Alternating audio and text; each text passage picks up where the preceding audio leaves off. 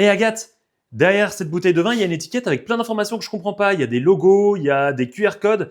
Tu pourrais pas m'aider à comprendre? C'est vrai que c'est un peu compliqué, on peut s'y perdre, mais on va analyser tout ça ensemble. Tiens, regarde bien l'avant de la bouteille. Tu y aperçois d'abord le nom du vin. Par exemple, ici, Château des Tourtes ou encore Château au Bézac. Souvent, c'est suivi du millésime, c'est-à-dire l'année où le raisin a été récolté. C'est pas forcément obligatoire, mais c'est un super indicateur, et notamment pour des vins de garde par exemple. Tu verras ensuite l'appellation. Ici, Blaye Côte de Bordeaux. C'est une appellation d'origine contrôlée. Ça signifie qu'on suit un cahier des charges strict pour garantir à la fois l'origine et la qualité du vin. Maintenant, si tu tournes la bouteille pour découvrir la contre-étiquette, tu trouveras souvent un petit mot sur le domaine, un aperçu de l'histoire, une sorte de carte d'identité du château et du vin finalement. Tu peux aussi y lire des informations pratiques, comme les cépages utilisés, la température du service, si le vin mérite ou non d'être carafé, ou bien des suggestions d'accords mets et vins. Des détails bien utiles pour ceux qui veulent débuter sereinement. Et à présent, un QR code doit obligatoirement te renvoyer à davantage d'informations sur le produit. Tu y retrouveras les éléments nutritionnels, mais aussi les ingrédients.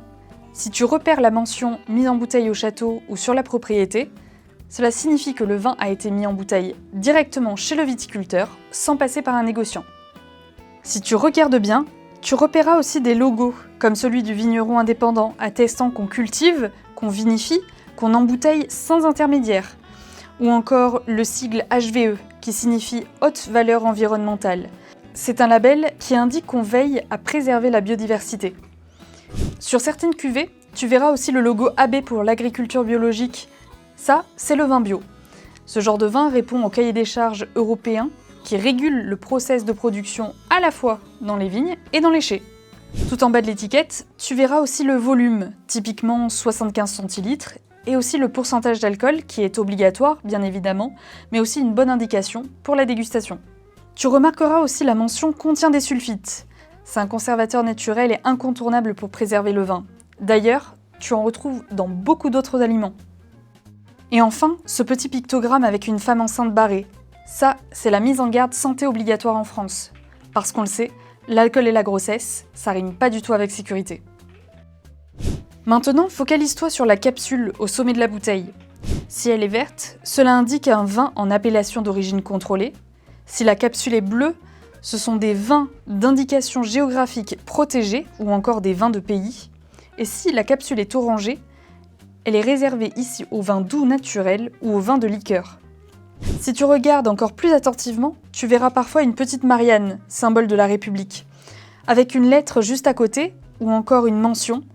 Le N signifie négociant, le E indique entrepositaire agréé, comme les coopératives ou encore les maisons de négoce, et tu as enfin le R qui signifie récoltant, comme nous. C'est quand même notre petite fierté d'avoir tout fait à la chaîne, de la vigne jusqu'à la bouteille. Si vous avez aimé cette vidéo, n'hésitez pas à liker et à commenter. Si vous ne voulez pas louper nos prochaines vidéos, n'hésitez pas aussi à vous abonner et à activer la cloche. Et en attendant, on se dit à la prochaine fois. Ciao ciao!